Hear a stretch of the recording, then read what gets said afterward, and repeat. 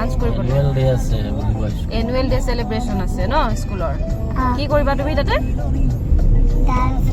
dance কৰিম আৰু জুবিন দা হবা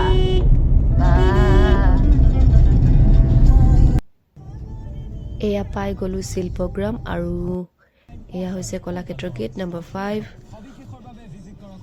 গেট পাছ দেখুৱাব লাগিব নেকি আকৌ এই বচপনৰ হেৰি আছে যে এনুৱেল ডে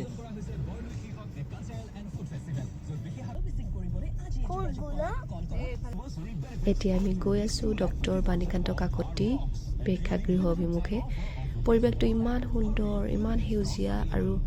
ইমানেই শান্ত পৰিৱেশ এটা এনেকুৱা পৰিৱেশ খুব ভাল লাগে মোৰ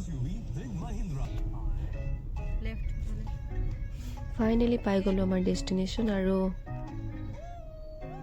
এতিয়া লাহেকৈ আমি আপোনালোকক কালচাৰেল প্ৰগ্ৰেমবোৰ দেখুৱাবলৈ আৰম্ভ কৰিম তাত কি কি হ'ব সকলোখিনি প্ৰগ্ৰেম মই আপোনালোকক দেখুৱাম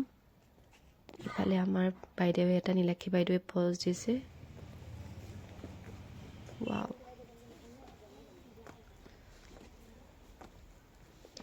বলক বলক বলক আহক মেমহঁতে ইমান ধুনীয়াকৈ ডেক'ৰেশ্যন কৰিছে চাওকচোন পেৰেণ্টছবিলাক আহিব ধৰিছে আৰু